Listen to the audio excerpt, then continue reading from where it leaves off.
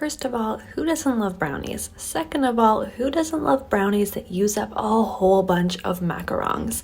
If you've had a batch of macarons that just didn't quite turn out right, this is a great way to repurpose them. I know I've tried a bunch of macaron recipes before, but this one is my favorite by far.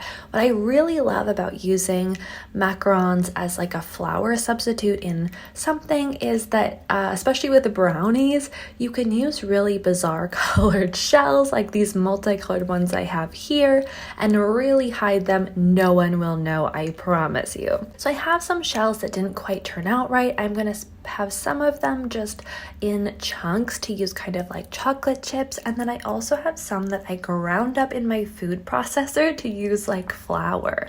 I also am using a whole bunch of coconut that I previously toasted in my oven. If you are not a coconut person, you could probably get away with substituting flour or more of the macaron flour or even almond flour. I have not tried that personally, but you could give it a try. Now separately, in another bowl of a double boiler, I'm going to melt my chocolate and butter together.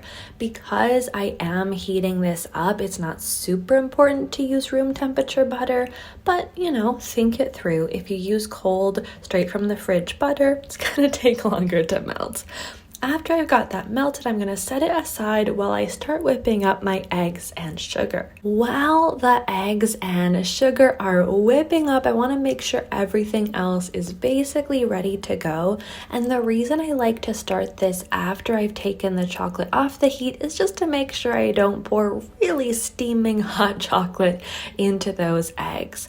So I like to pour this in once the eggs reach kind of like a ribbon stage so that they're looking really light and fluffy, and then that slightly cooled chocolate is just going to be poured in slowly but surely.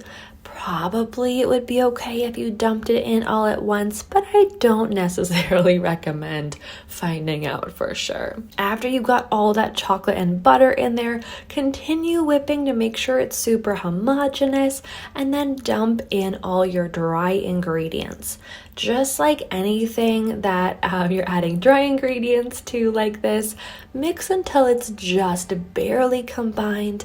Add in whatever additions. I have those macaron pieces just to use up a bunch of them from this batch that went sideways, and some mini chocolate chips for a really delectable chocolatey vibe.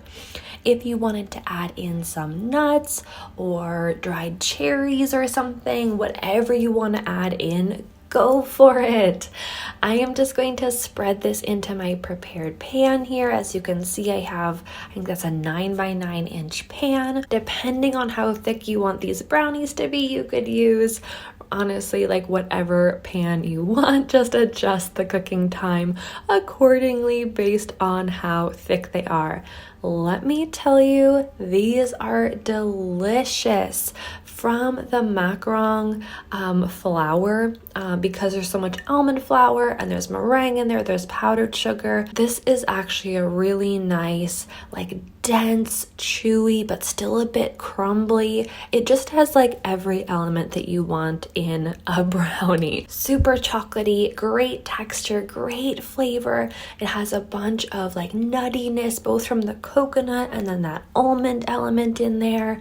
Oh my gosh, so delicious. What a great way. As you're looking at these, you would have no way to tell that I threw a whole batch of ruined macarons in here. I hope you love this recipe. If you give it a try, make sure to tag me on Instagram or let me know down below in the comments. If you have another fun way you like using your macarons, let me know in the comments below. I'm always loving trying out new things. If you're not already subscribed, make sure to do that so I can see you here again next time. Until then, have a wonderful day. Bye!